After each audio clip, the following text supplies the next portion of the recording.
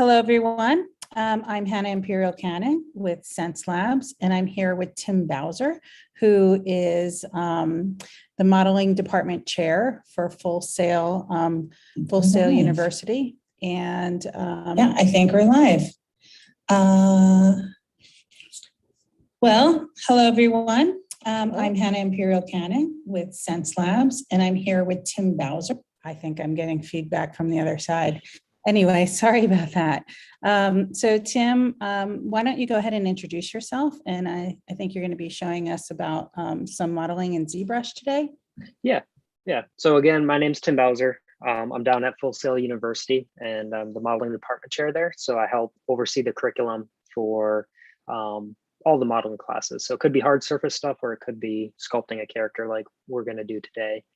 So I just kind of want to walk you through my process, how I research stuff, what I think you guys should be studying. For some of you, you may have never sculpted a character before, and for some of you, you may have been sculpting for a while. So I'll just kind of run through everything. The first thing, if you want to get into sculpting or drawing, I do believe like you need a tablet, whatever tablet that is. But I just want to show you some things that I kind of like about the Xencelabs tablet and how I've kind of set it up. When you launch it, you'll have the ability to kind of change settings per application, and every application is a little bit different. And a lot of 3D packages use a 3-button mouse, so it's cool that the pen's kind of got an extra button for that third button. So you can see up here, I'm on ZBrush, which is one of the packages we'll be using today. And we can go into that pen and kind of set up our clicks so that they'll work the way we want. And then the other thing that you don't get with a mouse is pressure sensitivity. So I always encourage people, whatever tablet you're using, that hopefully they have some sort of setup where you can go in here, right? And you can kind of draw and see what your pressure sensitivity is, okay? So what I'm going for here is to draw a very thin line to a very thick line by how hard I'm pushing down on the tablet. And you'll sort of know how well you can control that. So if I go and set up a really soft pressure sensitivity, you can see the lines the same thickness all the way through. That's not going to be a good setup for me. I'm not going to get like what that tablet can actually give me as far as sculpting abilities. So I have a little bit of a heavy hand, so I tend to be, a little bit past center line to be able to really control that thick to thin line. So that's something, if you have a tablet and you've never properly kind of calibrated it for you, I would encourage you guys to go into the settings and just sort of get a feel for how much pressure you can actually control during that stroke. So that's just kind of a brief, how do we set up the tablet? I want to kind of go through the things I'm going to be using. A lot of it's going to come from my mind as we're sculpting. I do tend to use a lot of reference, but it'll be up on other monitors, or I'll bring it directly into ZBrush. But the first couple of things I want you guys to think about is, and these links are available. You should have access to these. So yeah, we'll be posting these. We'll be posting these in the YouTube link for you. Cool, perfect. Yeah, so this first one's a Pinterest board that I made of just interesting faces. I think when people are first starting out sculpting, they often want to do a likeness of someone, and likenesses are a lot more difficult than just getting a convincing human. So I would always push you guys to do convincing humans first.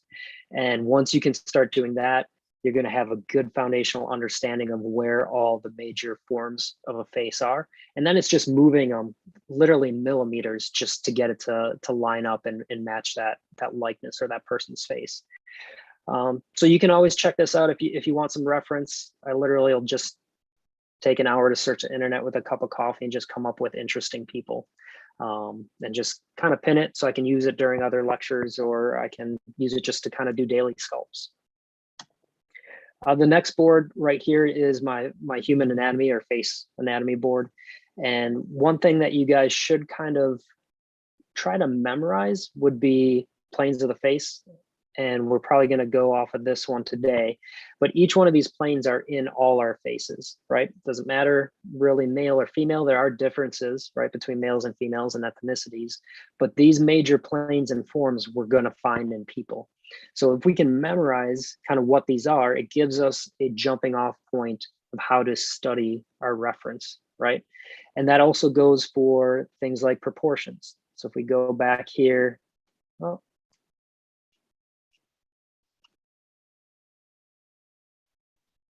There we go.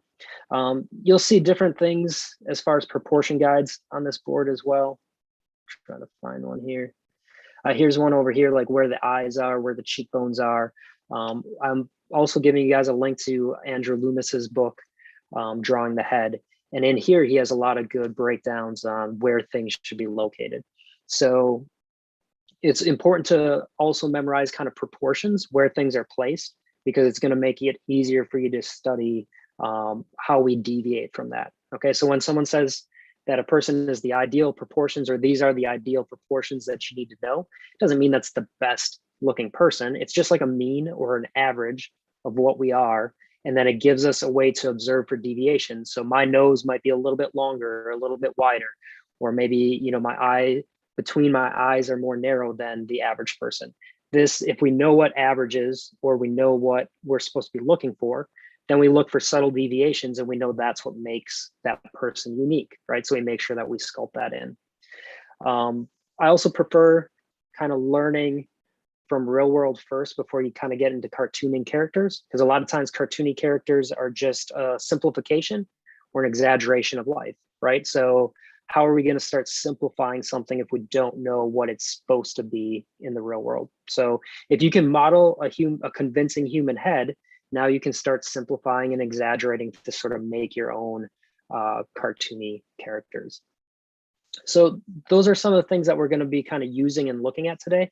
I want to jump into Photoshop first before we start sculpting. I'm also a big proponent of observing things in multiple mediums, right? So for me, instead of rushing into 3D and starting to sculpt something, if I break down the forms inside of a 2D package first, it just makes my mind think of it in a different way. So the more ways you can get yourself to digest information, the better understanding you'll have. And it's a more likely chance that you're going to be able to recreate it. So I brought in planes of the face here on the left, one of the studies that you can get from my Pinterest board, and then on the right, just one of the faces that I thought was cool. And what we'll do is we'll look for kind of these planes, right? Just make another layer above and just grab a paintbrush, and you can use any color you want or multiple colors. But if we just kind of trace, let's say the eyelid here first, we'll notice that we have this secondary plane underneath for the actual eyelid. And then from here, you have like a bag that sits off that eyelid, comes down into a bag, which then goes into our cheekbone, right? And we can draw sort of these ridges to show us volume. So here I found, let me Z back and kind of talk through what I did. I'm looking on the left, I'm observing what the plane should be. These shadows and highlights, right? This shadow right here is the same as this break in the plane right here. This shadow kind of comes through here, similar to the way this one will. This is sort of that bag that we found before, and that bridges between that cheekbone structure. To give shape to this, we can do it two ways, right? This helps our mind see it as a volume. We can use contour lines, which is as simply as kind of drawing through here so our mind starts to visualize the 3D shape. And then we can add a value paint to it as well. So very quickly, just gonna up in the top corner, we're gonna do just a couple swatches of value up here.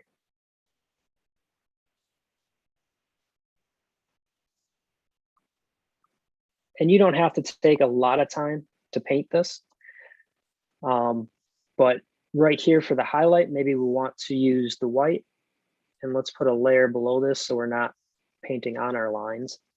You could also use like a paint bucket to fill this, right? But if you go through and say, okay, this is where my highlights are kind of coming in and hitting this cheekbone.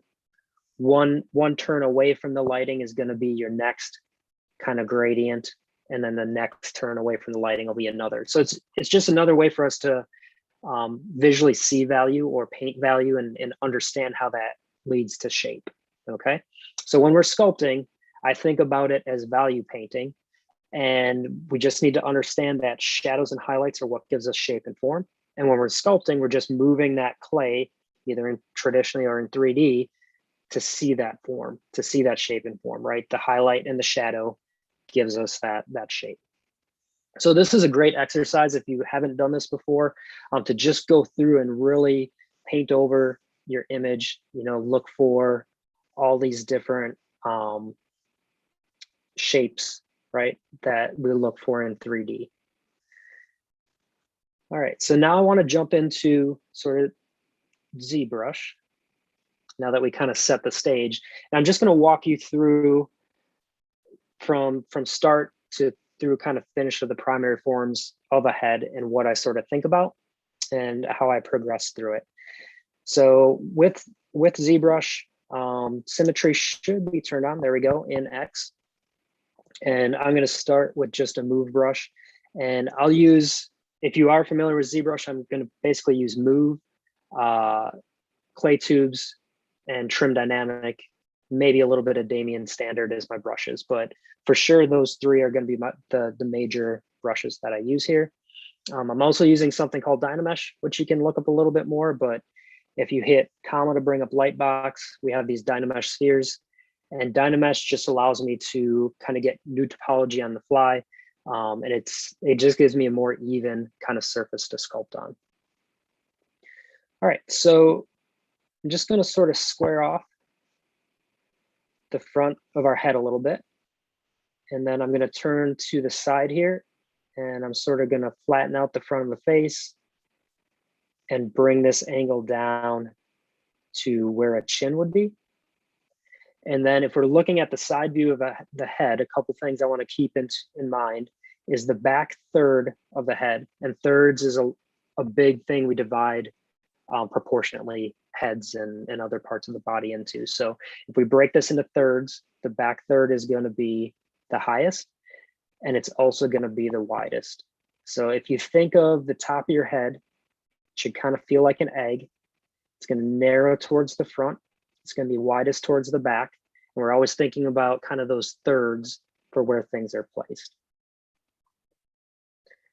All right.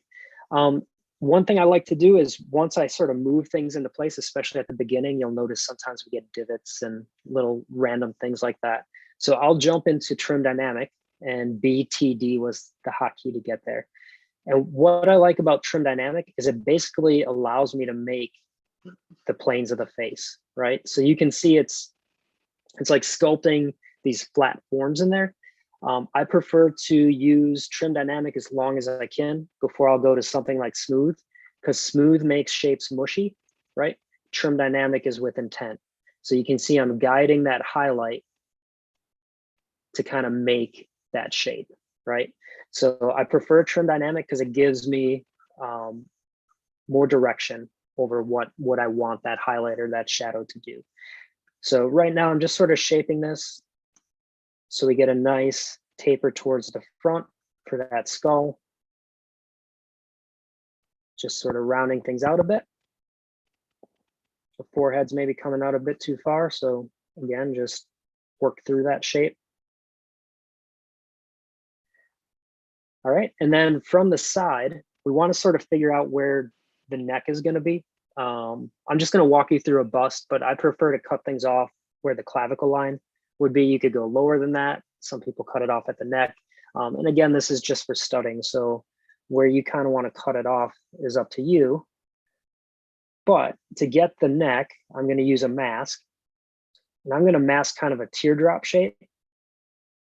And this is another thing when we're thinking about forms and shapes, something like the neck, a lot of people would say, oh, it's a cylinder, right? But we have the trachea in front, which tapers, and that gives us more of this teardrop kind of shape here. Or you could think of a seed, something along those lines. I'm just going to invert that by control clicking out here. And then I can jump to my move tool up top. I just hit W, and that's going to allow me to kind of pull the neck out, angle it slightly back.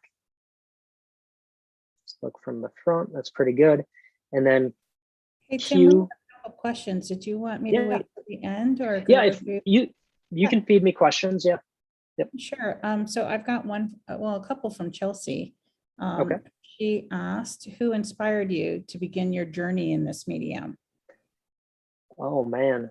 Yeah, That's a really good, yeah, that's a good question. yeah. So when I actually started all this, there wasn't really any 3D. So Mm. I've been doing this since kind of the 90s. I started in advertising, and then we started using 3D applications when they started coming out, and I went back to school for it. So I would say it's hard, but I can say so, like, all-time favorite sculptor is Bernini for me. So if you want to go like way back, Mhm. modern day, I would say it's Richard McDonald if we're going like classical sculpting. Mm. So Did I you do. start, yeah, did Go you ahead. start with like actual clay modeling or was it digital right away? For me, it was actually digital, Mhm. and then I went back to. I shouldn't say back to. I went to clay. I'd done a little bit of clay before that, but mainly it was digital sculpting. Then I went to clay as another medium to kind of explore shapes and forms with. And now I'm kind of back to where I still do probably mostly digital, and every now and then I'll pick up some clay. But again, it kind of goes back to giving your brain multiple ways to see a volume or a shape just helps solidify what that form is. So jumping between mediums, I think, is important for us as artists and allows us to observe things in different contexts or different ways. Yeah, I see that from a lot of different modelers. She has another question Mhm. about what piece took you the longest to complete of your work. Um, Hmm. wow, these are like, There. I don't know that I've really tracked that. I mean, I think any sort of creature where I've never studied it before, it's just going to be more demanding, um, because you're not familiar with the shapes, right? It's just going to take longer to study. Right. Something like a human character, where once you've done so many of them, you've just kind of memorized sort of where things should be. And like I talked before, you're looking for deviations to know what you're building or making. Right. It makes things a little bit easier. And then she has one more. What basic techniques do you implement in the beginning of each model? So while you're modeling, so that's a good question. We kind of Mhm. touching on that originally. Yeah, I think it's understanding that primary forms are king. They're Mhm. the most important. So if your primary forms don't look good, like right here, we haven't done much, right? Mhm. And it's already starting to look like a human. So if you get this far and it's not feeling human-like yet, then there's no sense in rushing forward to start putting a nose on or start putting eyes on. And I think too many people rush to get all of it out there, and then Yeah. it's just more to sort of manipulate and handle, right? So it'd be the difference between someone playing a trumpet, and then you're listening to it and you know they're off key because you're only listening to the trumpet, and then the whole orchestra is playing and someone's off key, but you can't figure out because there's like 17 trumpets, right? So which trumpet is the one that's a little off key? By throwing everything out there, eyes, nose, mouth, when something's wrong with the basics, it doesn't help us to kind of quickly get to a good result. Yeah.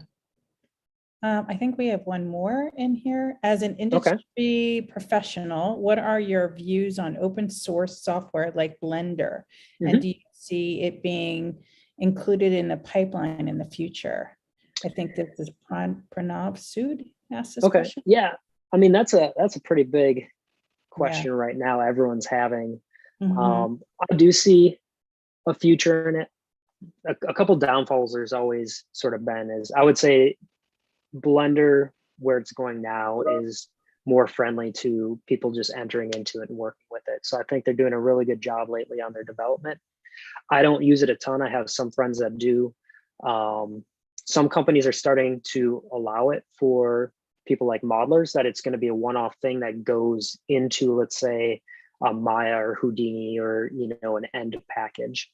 Mhm. I think it may be a while until bigger companies start even thinking about using it as the package that ties everything together.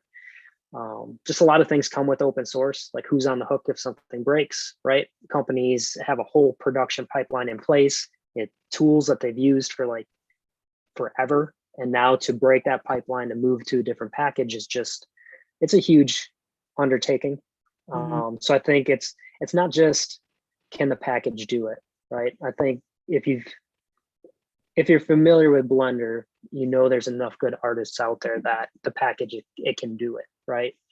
It's how quickly can you move a pipeline to use it, and how, not only how efficient, but how cost effective that is, right? Money weighs into most decisions in a pipeline in some context. So. And some studios, I think, have a lot of custom setups, right? Yep. Yeah. So if you have like 20 plugins for Maya that you've spent $150,000 developing over the last year or two, right? Internal developments, you're still paying someone to do it. It's hard to make that jump and kind of weigh the option of, I need those tools rebuilt, over in Blender or a package like that. Yeah. Cool. Good. Yeah. Good questions. That's the last one so far. I'll keep my eyes out for the next one and let you continue. Okay. Yeah. So what I'm trying to do here is just, so like the back of your skull, right? So I'm trying to get some points of reference here. So a jawline and where the skull kind of comes back into the head, and then where the neck sort of meets up with that. And then thinking about where should my trachea, kind of be.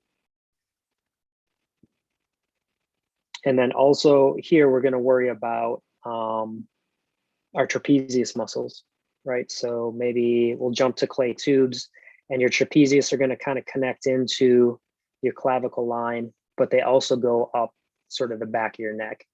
So another concept that we want to think about as we're sculpting, and this even goes for primary forms, is overlapping anatomy. So I think that the trapezius muscles are a great one to see this on, where if I start cutting a line through here, going up the neck, and then we also have these neck muscles called the mastoids going down the neck. So I'm just going to kind of loosely rough those in as well. So what I'm looking for here is like the mastoid connects into the back of the skull here. So it's kind of a long triangular shaped muscle that comes down. So anatomy courses are pretty important. I would say. But going back to that Andrew Loomis book, I think for the head, like that's one of the books I started with. It has everything you need in there. There's modern day takes on it, but there's tons of free resources on the internet. And I think I'm calling out anatomical muscles and bones or whatnot right now, but just knowing they exist is important. Don't worry about the names, right? So like I could say that this neck muscle comes to the nubbins of your clavicle. Everyone knows you got little kind of nubbins right here on your clavicle, right? Not a technical name, but it's a visual thing you can tie to. So as long as you know it exists and the shape it should be, that's the most important thing. And then start worrying about, am I calling it the right thing? Yeah. But yeah, anatomy is king, whether you're doing cartoony stuff or you're doing realistic models. If you don't know the anatomy, it's not going to look right.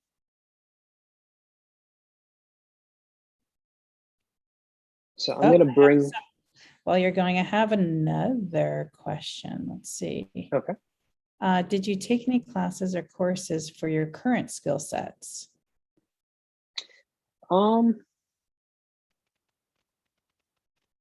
Good question. These are really good questions. So later, I guess later in life, I did go back and I got my MFA at the Academy of Arts in San Francisco, and I did a focus on digital sculpting. So I took a traditional sculpting class there, which was awesome, and then several kind of digital sculpting classes. So that would probably be education-wise, formal education-wise, what I've taken recently or within the last 10 years.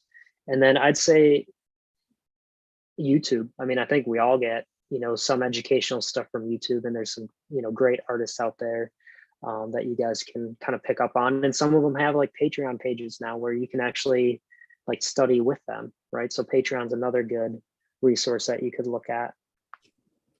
Yeah, and Full Sail, I mean, you're at Full Sail University, Yep. One of the top best in class educators in this field. Yeah. So I don't want to discourage anyone from attending a university, right? I enjoy teaching there, and I think the students get a lot from it.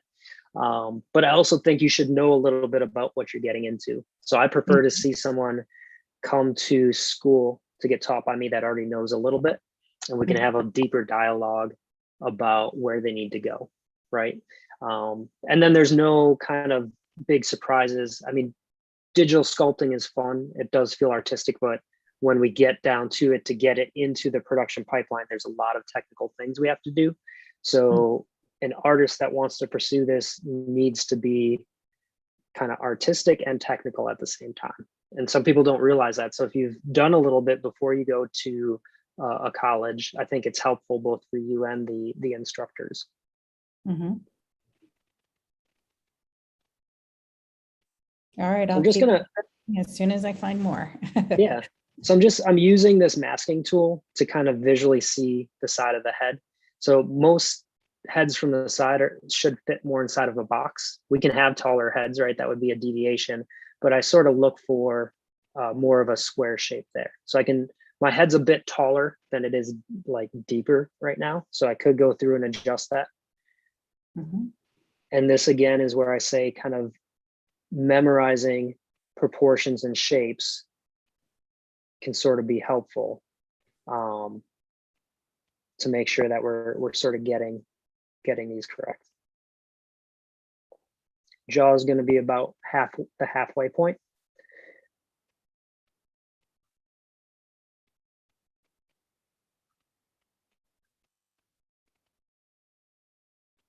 All right, so just loosely roughing that in. And then the next thing I kind of want to get on there is the ear. We're not going to do anything major with the ear, but it is one of those points of reference that helps us see where the eyes should be, see where the nose should be. So I do think it's sort of important to get out there. And just like I did with the neck, I'm just going to kind of mask off where I think the ear should be and what I think the shape should loosely be. And then I can invert that. And we'll just sort of move this to be towards the front of the ear. And then we'll just rotate those ears out. So we talked about the theory of kind of overlapping anatomy before. This is another great example where your cheekbones sit out further than the front of your ears. So if I were to just start kind of sculpting, pulling those out, it's going to feel like the ears were sort of stuck on the head like Mr. Potato Head, right? But all this anatomy kind of curves and flows into itself. So for me, with like the ears, I'm gonna jump to the move brush here. I want those to kind of tuck in a little bit. And then wherever the cheekbones end up being, we'll work on this later, that's going to taper back. Ears taper from out to in. So you almost get like this figure 8 happening, or this infinity symbol. And you'll see that kind of show up in the face, in the body, in different spots as well. And I look for those guiding lines to let me sort of know if I have that overlap. Another thing we could kind of put in here, since we have the ear in, is where that temple ridge is going to be. So the front of the head is more narrow than the back, right, of the cranium. So we really want to kind of see the temple pushed in a little bit, and then that's going to taper out towards the back of the skull.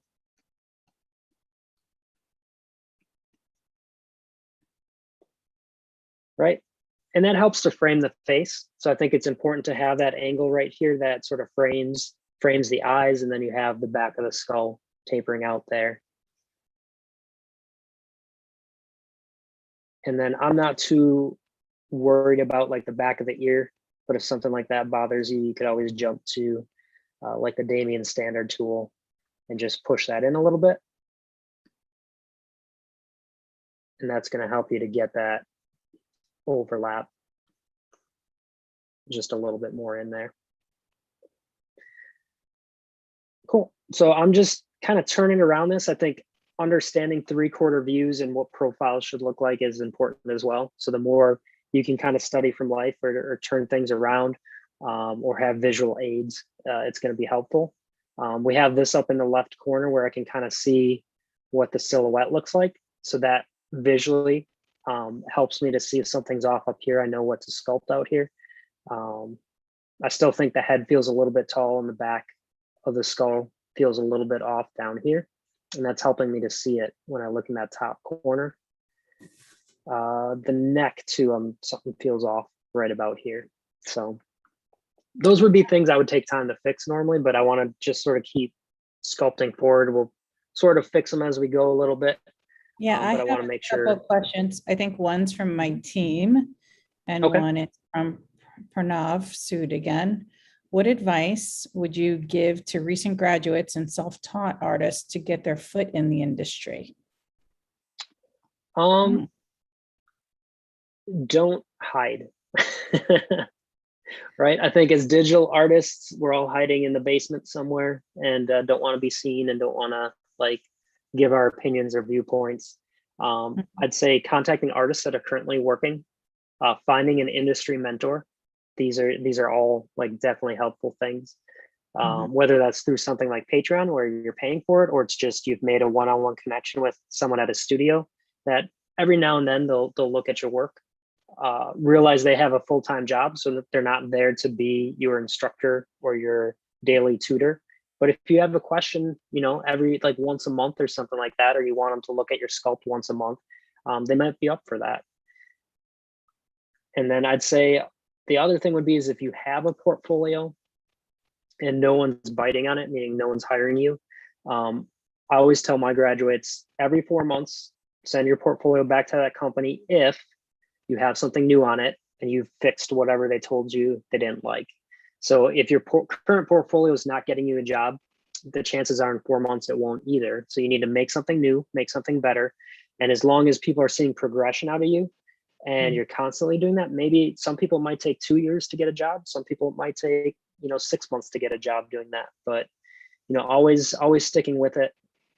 Also realizing that it's not a personal attack if someone doesn't hire you. I think too often we're like, I'm not good, right? But it's, well, your art isn't where they need it yet to fit into their pipeline. So it's not you as a person, right? Just you need to kind of get better at that skill set they're looking for. Yeah, I think that's great advice.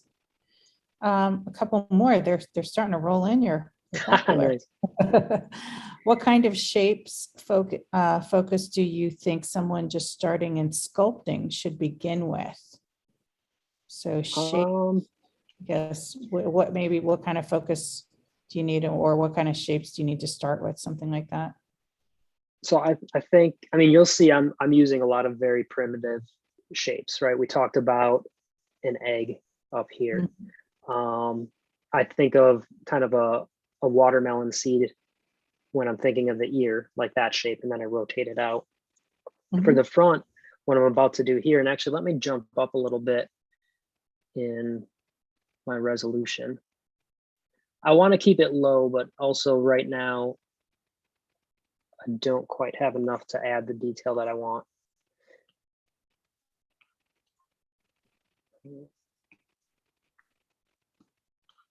There we go. Okay.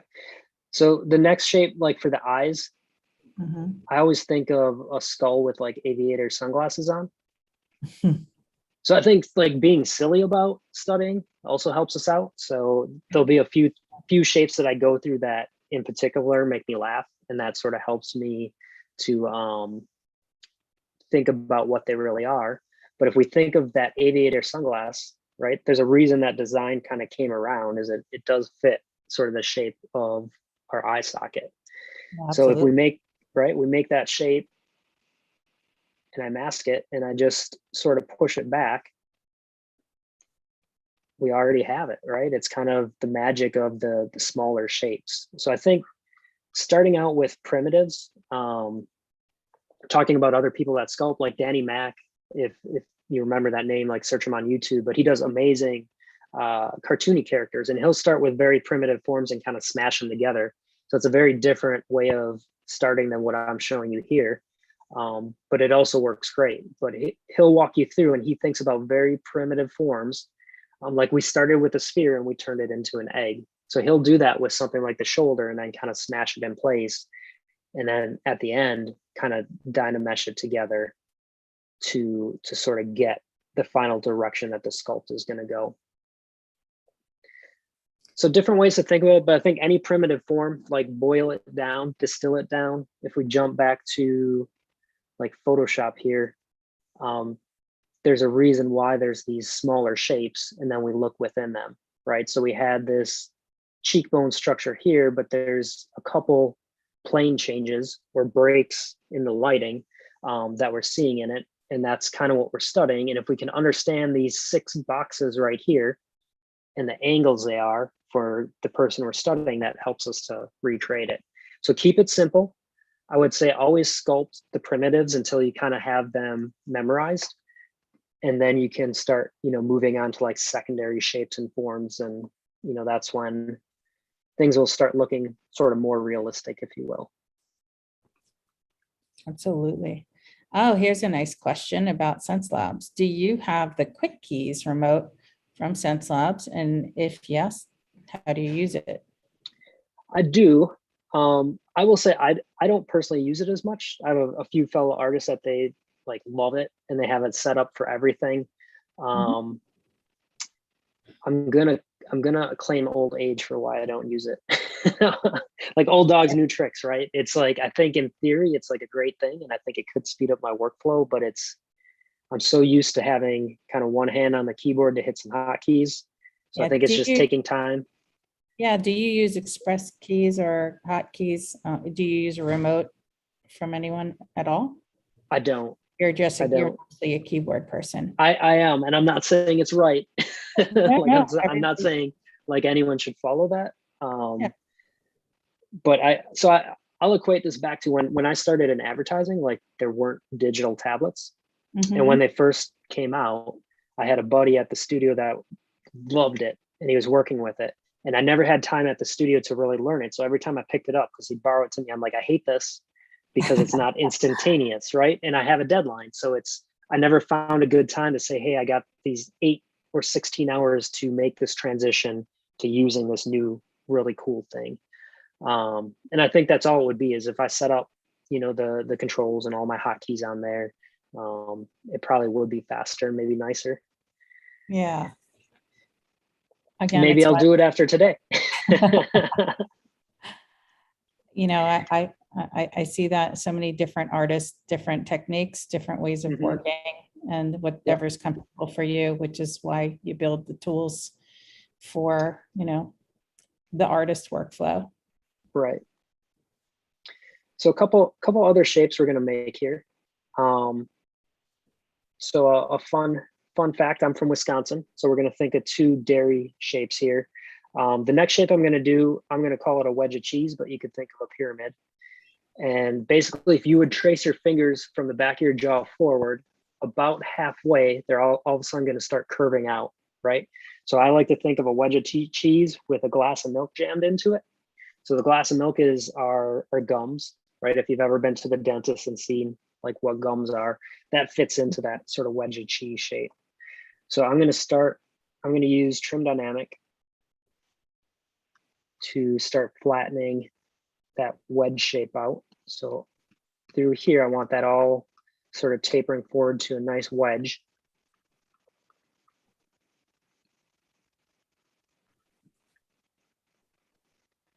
And then that glass of milk is going to be about at the center of our eyes. I can see my eye shape is a bit off here, so we'll touch on that in a second. But I'm just going to sort of make a mark right here. And I just want this to sort of round out, right? It's almost like a muzzle shape. So you could think of a dog like the muzzle they have up front. I'm just sort of going to round this out. And we'll get like this kind of diamond shadow that comes through here. So we have a masseter, which is a big thick muscle that goes under the cheekbone structure right here. And then there's almost a hollow point here. And then we have where the muscles go between the mouth and the cheekbone. So that gives us kind of that shadow area that you'll see on a lot of people right here. So that's an important thing I look for, and making that like wedge shape and that cylinder shape helps us to get that. And then the next thing I'm going to do is kind of build a channel through here. It's going to help us get the right angle or plane between the lips and the cheekbone. I'm getting a really goofy eye shape here right now, or eye socket shape, I should say. All right, so I'm going to take some time to jump to trim dynamic, and just to kind of remind you guys my thought process, but trim dynamic lets me push shadows and highlights around. So I'm basically pushing this highlight to open up the angle on that cheekbone. I'm going to kind of get a highlight on that muscle, kind of going up there. Sort of work this channel through here. We're going to build that up a bit more yet. I'm going to work this into that glass of milk or that cylinder shape. So again, instead of jumping to my smooth key, which just like, it's like blah, right? Everything just gets mushy and it's gone. The trim dynamic is more intent, right? It's I'm pushing a shadow, I'm pushing a highlight somewhere to get or bring out a shape.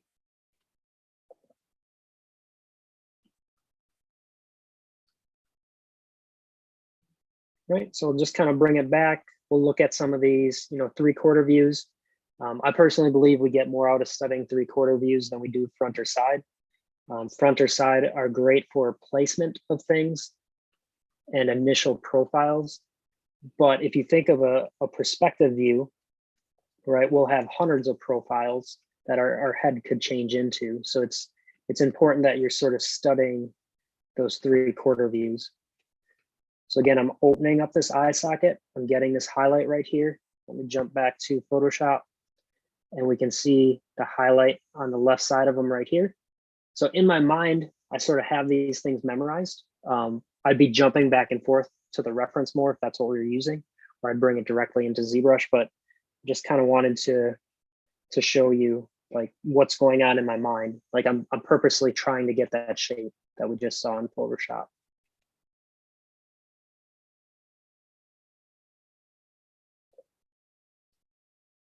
And I would, push these shapes around for a while to get them accurate.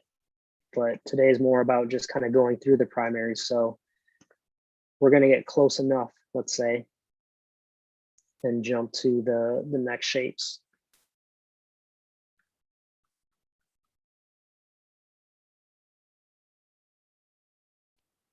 All right, so if we wanted to start working on, let's say, the eyes next, I do like to make sure there's sort of a sphere in there. So I'm just going to append a sphere. And let's shrink it down.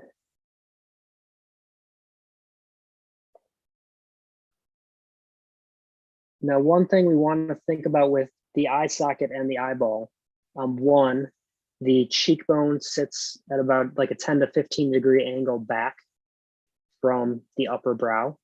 And then we want to make sure that the eyeball itself sits within that eye socket. So the eye socket, it protects our eye, right? So I think about, could my character take a punch right now and his eye is going to be okay, right? It sounds weird, but that helps me to remember it and give me, it gives me something to sort of look for. So as long as this cheekbone is protecting his eyeball, that's what I'm most kind of concerned with.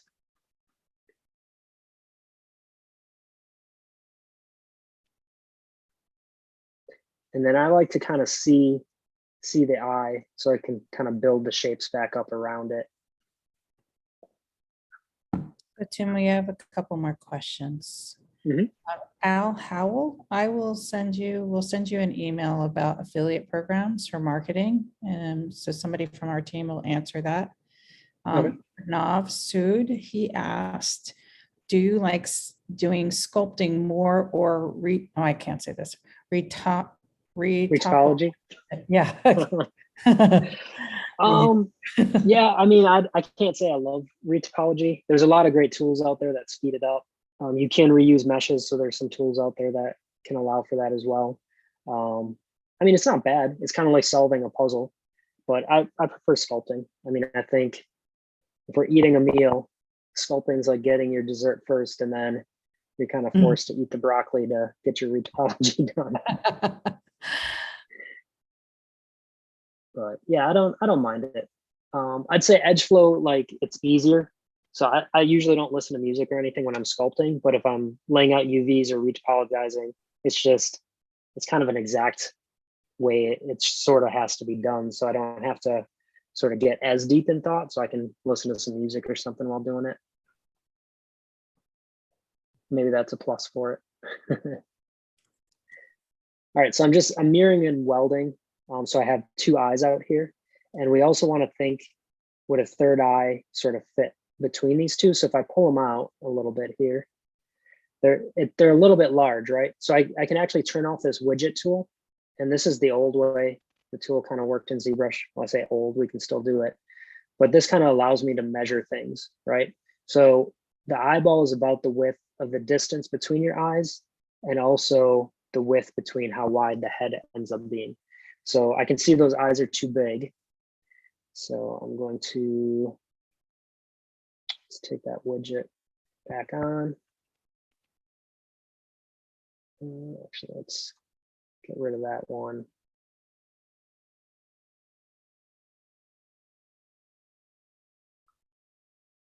I'll shrink this down a bit more. Let's bring it out further so we can kind of see it better.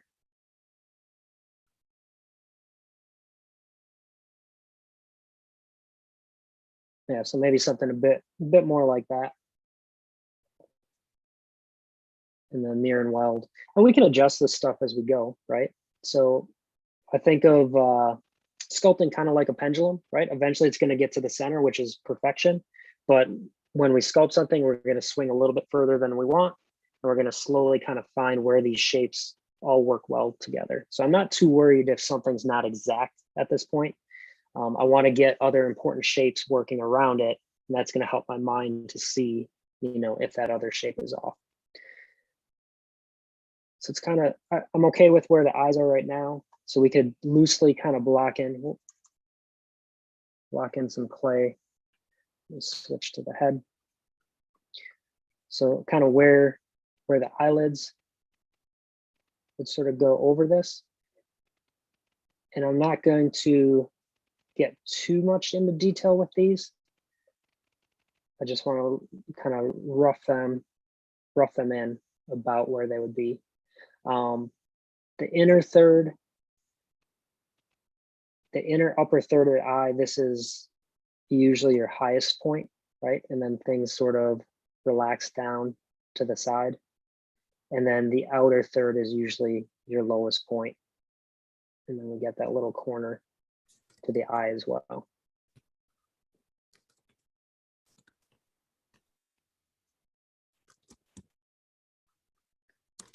Okay, I'll bring this in for that nasal bone.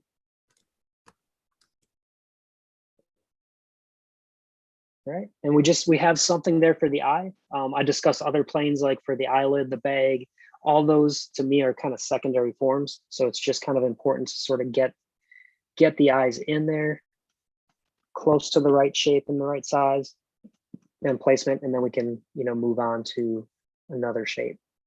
And so let's another question. Okay, cool. So Pranav Sood again, follow-up question to that. With all the new AI tools coming to market, do you think the job market for Retopo artists, 3D modelers is getting slimmer? I don't know about slimmer. I think it's changing. And if you're not someone that wants to look for trends and be willing to pivot, I think it does become a smaller market. So for like me, something like this where we're doing a human head, and I always tell my students, a lot of heads are scanned these days, right? At major companies, if we're doing stuff for film, and let's say, Tom Cruise is going to jump out of a plane, he's not really going to do it. It's going to be a CG double. There's a good chance we're going to scan him so we get it exact, opposed to having someone spend a lot of time sculpting it to try to get it right. Knowing that, I mean, there's always going to be cleanup. So if you'd like to be in that kind of cleanup retopology pipeline, there's still a job for you there. If you prefer sculpting from scratch, I have yet to run into a creature on the sidewalk while I'm walking around. So I think those are pretty safe to kind of say that, hey, we're always going to need creature artists. right? So if you're someone that always wants to be able to sculpt something from scratch, that's kind of your passion. I think creatures maybe are more a safe bet for being able to always do that, or even like cartoony characters, right? I haven't seen a humanoid cartoon character walking on the street yet either, so that's not something we can necessarily scan. And every film has a certain stylistic take on something, so reusing assets are usually not that big of an option either. So I think everyone's always afraid of their job and how their industry is changing and that sort of stuff. But I think if you can see kind of the silver lining of some things it's becoming easier. So yeah, that's going to put maybe some people out of work, but it's also creating, new and different jobs as well. Al Howell said, so he's going to reach out to Xencelabs. Also love the Retopo comparison to broccoli, LOL. Nice. Yeah, I'm not a huge fan. I know people that are like, I love it, I live and die by it. I'm like, broccoli's good. Broccoli's good. I mean, if you like solving puzzles, I mean, I think that too with retopology, right? And for those of you that don't know retopology, it's like rerouting edge flow so a mesh can be animated. So right now, all my edges are kind of going up and down or left to right. If I wanted to make this character smile, and we know the smile line has to come out, right now I'd have a stair-stepping effect going through here. So kind of the puzzle that you're trying to solve is, how do I get my edges flowing this direction so they can sort of work as an accordion and stretch and compress as it goes up towards the cheekbone. So if you're an analytical thinker and you like solving puzzles, I think retopology can be a really fun thing to do. If you're not that type of person, it might be very boring. So I just have to learn how to say it. Some call it resurfacing too. Like you can call it resurfacing. That I know. Okay. Oh, somebody's saying something about Tom Cruise. Tom Cruise is a crazy dude. So no real question. So again, I'm kind of making like wedges or pyramids you can think of for, the shape for the nose. So we want to start out with sort of that main shape, and then we'll start breaking it into the smaller subsets, right? So if we want to think about the ball of the nose, right? It actually comes up and it's kind of like 2 commas on each side, and it splits the bridge, and then it kind of comes between where the nostril is. It's I normally don't jump into some of these shapes as quick, but I just want to kind of show you guys how you can start thinking about secondary forms, right? So the ball of your nose right here is going to be split between the nostril and the bridge. The nostril I think of kind of as a watermelon seed as well. So we can sort of start pushing in for that. The outside of the nostril will sort of wrap around and come up the nose, and the back third of the nostril is the furthest out. So again, I'm thinking of like these shapes, these proportions, if I was looking at reference, the deviations of those shapes and forms from the reference. But that'll kind of help us, block some of these things in kind of quickly. The bridge of the nose is kind of a kite shape. So it'll move wider up here. It tapers down to where it goes between the ball of the nose, and then it tapers into where the nasal bone is. So it flares out and then it tapers in towards the front. Nice.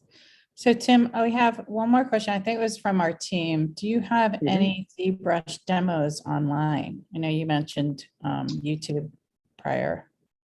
I don't have any public ones. I have hundreds that I do for students, and Yes. so a lot of times when I'm grading, I'll do sculpt over. So like I'm sculpting for you guys, I'll just sculpt for the student and like talk them through my thought process of how to get their model looking more like the reference.